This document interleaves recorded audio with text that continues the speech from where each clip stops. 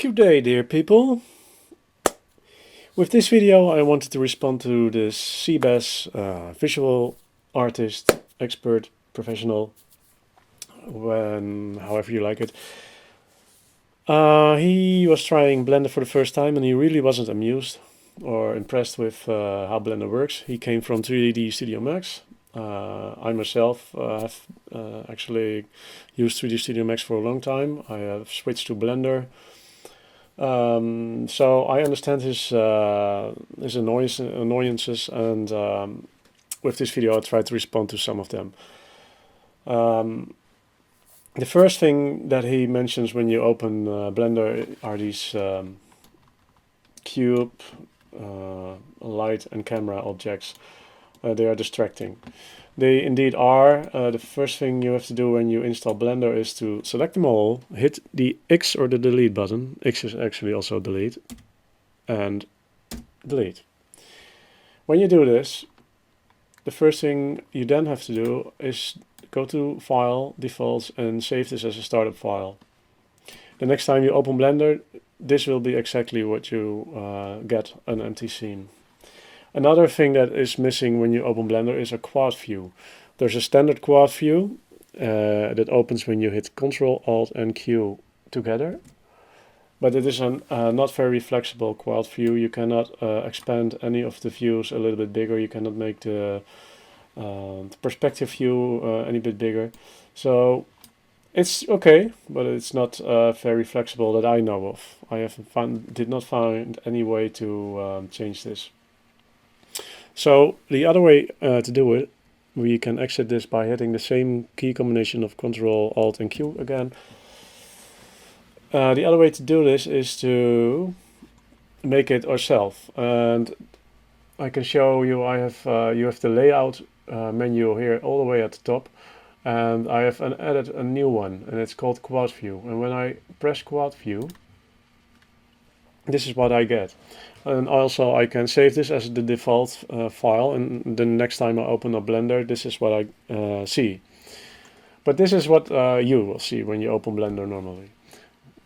Perspective view. If you want to make this quad view, what you do is you go to the corner of your screen until you see this little plus symbol, and you drag a new window. You do the same thing, but then you drag to the right and you get a new window, and you do it again in this corner. Click, hold your mouse button and drag to the right. What you do next is you choose which side viewpoint you want to see in what window. So for instance, here we can do top, here we can do X front view, and here we can do Y front view. And here we can keep our perspective. This is how it's done in 3D Studio Max. You have the perspective in the right down corner. Now you can drag this any way you like, and this over here. And if you are pleased with this view, you can go to Layouts and create a new general layout, for instance, or duplicate the current, and then double click and call it Quad View.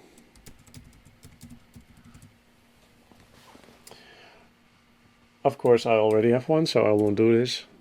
I just call it something stupid and remove it again. But it will be there, it will be saved, and you can always click it and you have your quad view. So another thing that is a small thing, but I really like it, is the color that is used. It's just a small thing, but when you add a cube or something, you have another object, a plane for instance, it's all there. It's all just simply to be found under the Add button.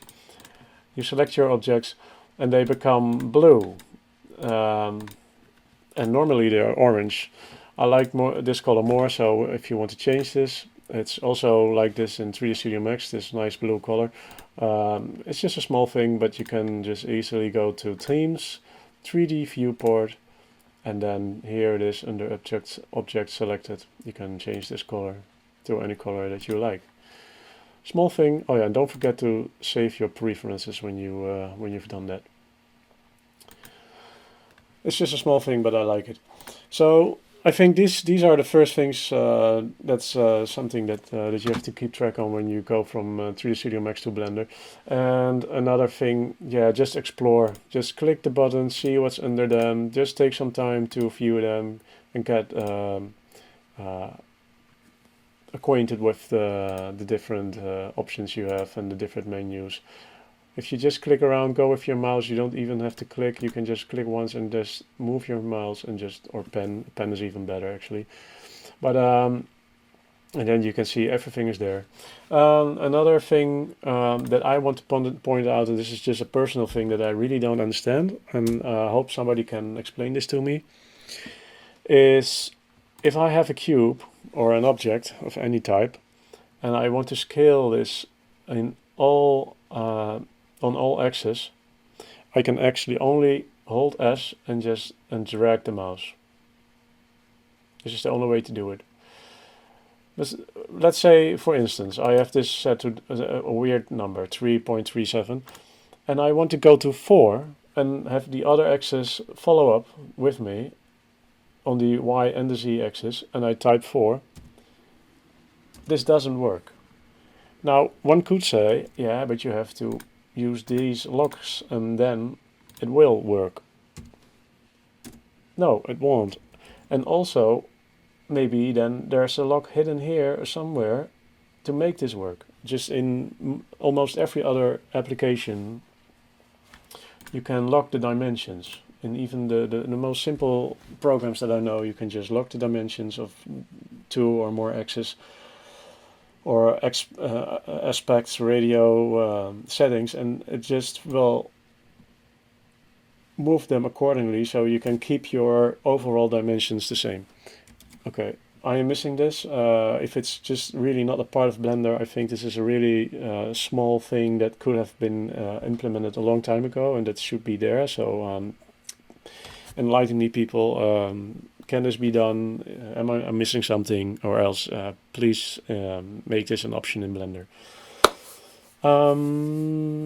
If you have any questions or comments, let me know. This was the video. I will post a link to the original video by the CBS visual professional. Hope you liked it. Have a good one. Goodbye.